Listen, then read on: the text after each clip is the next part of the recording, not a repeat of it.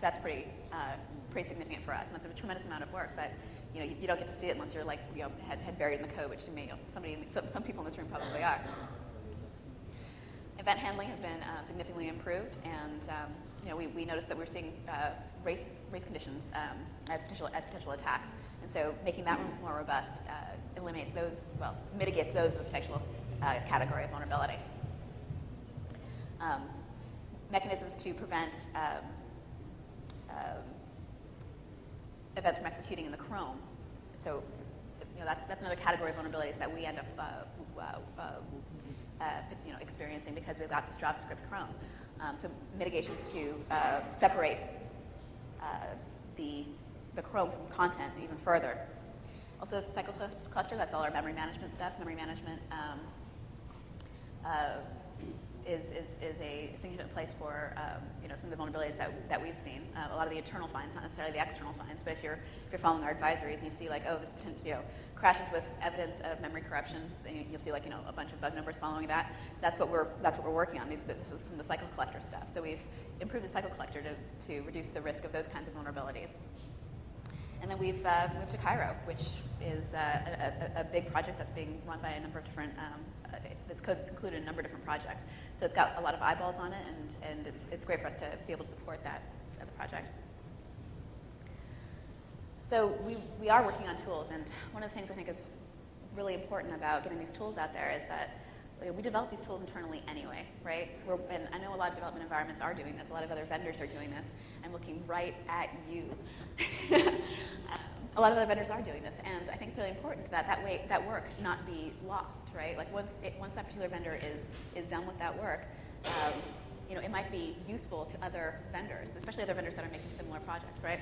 So we've got on the way these HTTP and FTP protocol fuzzers that were developed by Leviathan and Modisano, and we've already released the JavaScript fuzzer. But talking about these HTTP and FTP, right? Like how many projects implement HTTP or FTP? Like every network project practically, right? Even management tools for routers and for printers and you name it. They all implement their own versions of these. Like there's so many people using these things. The tools that we all develop internally can be used externally, and the reasons we have for being scared as vendors to make them available to everybody else are things that we can actually get beyond. So I want to encourage other vendors to do this. So that's one of the reasons that we're putting Mozilla's tools out there, getting feedback from the world and demonstrating that it can be done, and trying to encourage other vendors to do the same. So it is difficult because we worry that we develop a tool, we put it out there, someone uses it to find a vulnerability in another product, and we get sued, and that's terrible, right? So we try to make sure that we give other vendors a chance to fix the bugs before the tools made available broadly. And that's kind of a difficult proposition because we don't know everybody who could find the tool useful. But that's true of a debugger or a decompiler or any of the existing fuzzers and so on. The vendors are a little bit more sensitive to this thing because we certainly don't want to put users of someone else's product at risk, right? And myself, I worked at Microsoft, and I worked closely with the IE team, and I consider the IE users my users still. So even whether you're running Firefox or IE, I still consider you somebody that I worked to protect. So I wouldn't want to hurt IE users any more than I want to hurt Firefox users. So I want to make sure that we're doing this in a way that is safest for all these users. But there is a cost-benefit analysis here, and in doing it, I'm looking out there and saying okay, these tools can be useful to other development environments. Let's get those out there in a way that's safe. So in May, we contacted all the major browser vendors and said, hey, we've got a JavaScript fuzzer here. We think you'll find it useful. We think you'll find it useful because we ran it and it crashed your browser. But please, take a look at it. And if you find anything, and you think it's useful, let us know. We need that feedback, and I need the feedback to justify releasing more tools. So, these are the first sets that we've released, and so far we've gotten a lot of feedback actually. So we released this JavaScript fuzzer, which that was first week of August. Within a couple of days, Opera let us know that they had found 4 issues, one of which was a security issue, that they had builds out to patch them, and that in a couple weeks later they had submitted additions to the tools, which is really what we want to see. That's the best possible outcome from this, that we put them out there, they're open source, they're free, and other people contribute to them, build them up. Maybe they find more vulnerabilities in Firefox, and that's great. Maybe they find vulnerabilities in the project that they're working on. That's great. If they're useful to anybody, that's the idea here, right? And so since we've managed to release this, and Opera's contributed to it. We've got a little bit of a collaboration going on. Maybe other vendors can see that hey, it's worthwhile. You can get your stuff out there. You're helping internet users, and it's worth whatever pain it takes to get it out there.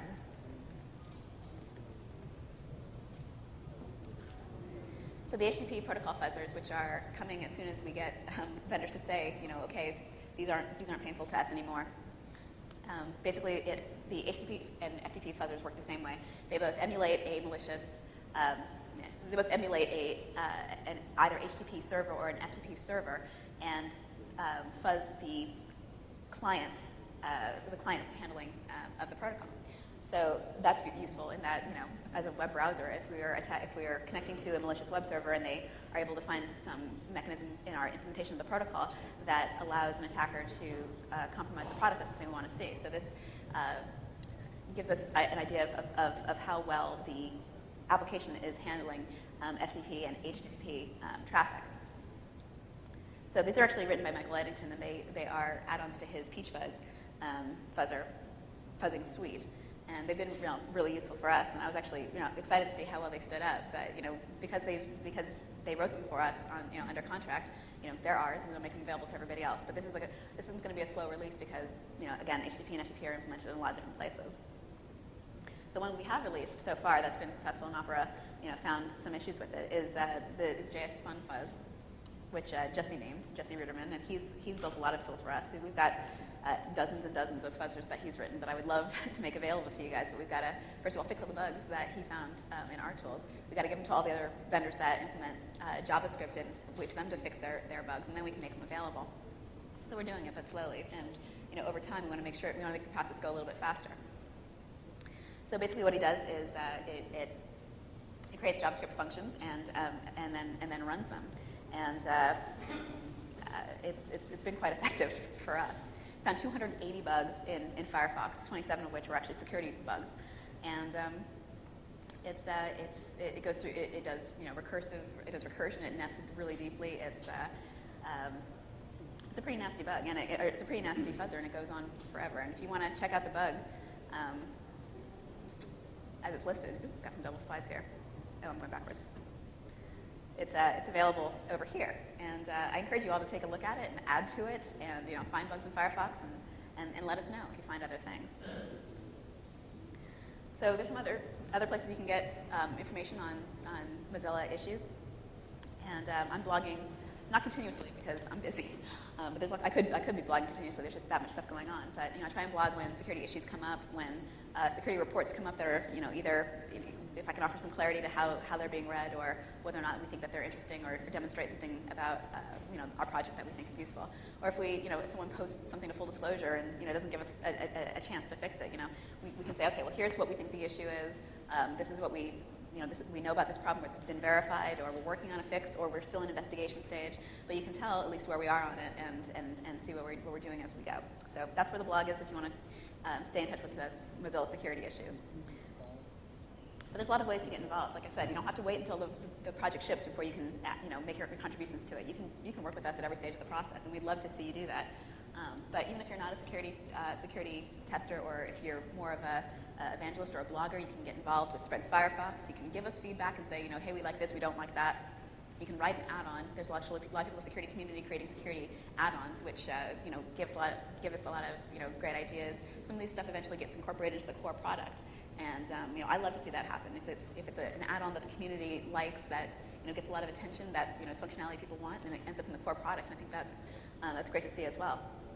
And of course, we're hiring, so you can always come and work for Mozilla as an employee.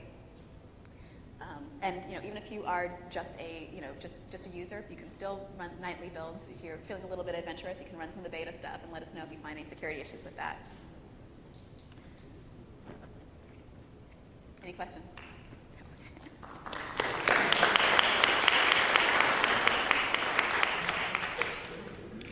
I do have wares for whoever asked the best question here. This is Panda Internet Security 2007, which does support Windows Vista. So, any questions? Yeah, I was just wondering if there's any work being done to help users run Mozilla as like a less privileged user. Windows doesn't make it easy to do. So is there any way that you guys can help? Because the average user is not going to create an extra account, log in that way, log back out to do something as administrator and go back and forth. Yeah, we did investigate running Firefox as a using the privilege management mechanisms in Vista, and we found that that was actually quite painful. So it's probably not going to make its way into 3. But we do actually have a lot of other mechanisms in place to sandbox the information so that the extent of the attacker's scope is limited to the process, but nothing's perfect here. But it's something we considered, and we are potentially working on maybe for 3.1 or whatever the next release is. But it doesn't look like it's going to make it into 3 at this point. But miracles always happen. Sometimes when I say these things, it doesn't look like it's going to get support. Someone hears me say that and they go, "Oh, well, I want to work on that," and then they go contribute time to that. And if that's something you want to see and you're in a position to work on it, you could be the person who makes the difference in whether or not it gets in for 3. So if that's something you care about, come help us work on it. Yes. Hi, you may have answered this question. I'm sorry I came in late, but is there any plans to look at the priority order that the extensions are running and control those? The priority what? Priority order that the extensions are running. To what end? Well, basically, if you look at, if you're someone like me, you've got 30 different extensions. You want to control which extensions are run at which time when the browser opens. So there actually has been work that went into help users manage their add-ons and extensions more easily. So I don't know if this will address what you're looking at, but you can manage and turn things on and off, and manipulate your add-ons or sets of add-ons much more effectively in 3 than you can in previous versions. So in terms of changing the order, I don't know if that in particular is in there, but there's a lot of work that went into that section. It's not one of the sections I'm most familiar with, but that might address your issue. But you can download some of the new alphas and see if that works in there yet. And if you come to me, if you send me an email, I will find the person who's actually working on that to follow up with you.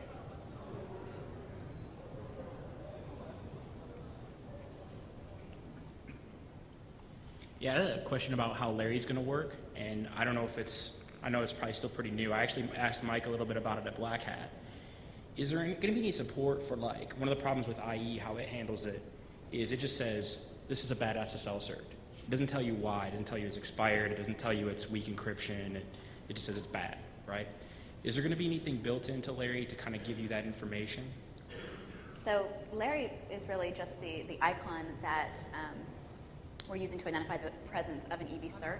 Okay. So some of the other user UI will tell you things like, this is expired, or it won't indicate that an SSL connection is present, or if it's present, that it's not one that you can trust. So yes, there's more information available. It's in the security UI, and some of the panels that I showed will have information about the certificate that will give you this information. But it's not necessarily Larry, who's only specific to the presence of EV certs and identity. Okay. Because I guess one of the problems I had with Microsoft was you actually have to go to the page before you can determine any of that information.